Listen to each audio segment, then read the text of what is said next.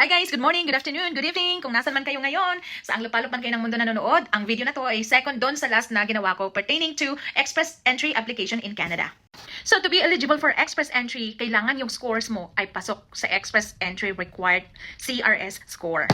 Ano ba yung CRS score? CRS stands for Comprehensive Ranking System. Para ka lang nag-a-apply sa DepEd. So nirarank din. Iba yung score mo sa credentials mo sa college, sa mga certifications mo, mga seminars na inatenan mo, yung mga trainings mo, may score yon. So ganun din sa Express Entry application. So para makuha mo yung tamang score mo sa credentials mo, for example, graduate ka ng bachelor's degree, so yun ang ipapa-evaluate mo. Ipapa-evaluate mo yan sa mga accredited evaluating institutions. So ako noon, kasi nag-process ako ng for Express Entry din na hindi naman natuloy, ay sa WES. So research nyo na lang, WES. So dahil ako ay graduate ng master's degree, so isang diploma lang or isang TOR lang ang ipina-evaluate ko.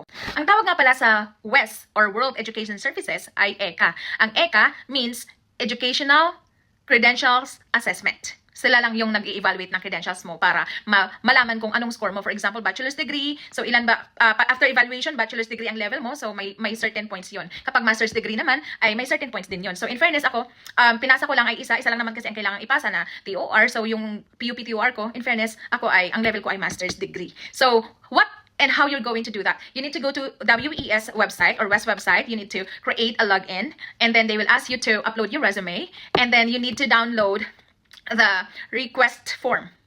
So yung application form na yun ay ipiprint out mo, and then you are going to send it to your institution. For example, RTU, PUP, UP. So kung meron kang kilala na maasahan na magdadala ng form na yun, ibibigay sa registrar yun. At yung registrar naman ay pwedeng isend yun directly dun sa address ni WES. Or you can ask someone as well to have that mailed to WES. Kailangan institution to institution, bawal ikaw ang magpadala nun. So it needs to be the institution na magpadala or someone na maasahan mo na magpa-mail nun sa either FedEx or DHL. Mahal din yung pag-aasikaso nun at medyo tedious yung process.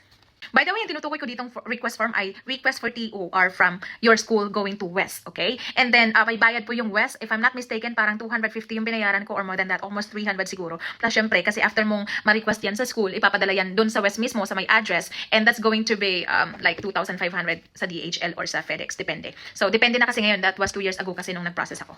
Yung evaluation process ay depende rin po sa galaw ng papel ninyo dun sa TOR.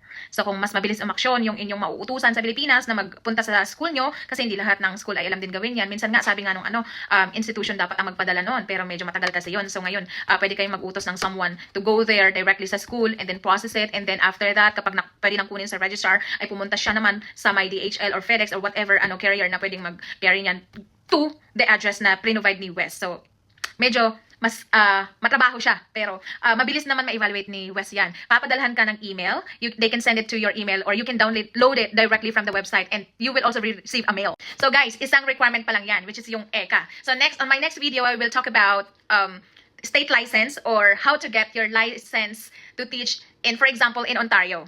Yun. Kasi medyo alam ko na yung sa Ontario kasi nag-process nga ako ng papel ko doon. Mahal din yung bayad doon sa Ontario College of Teachers. So, okay, abangan ang next video.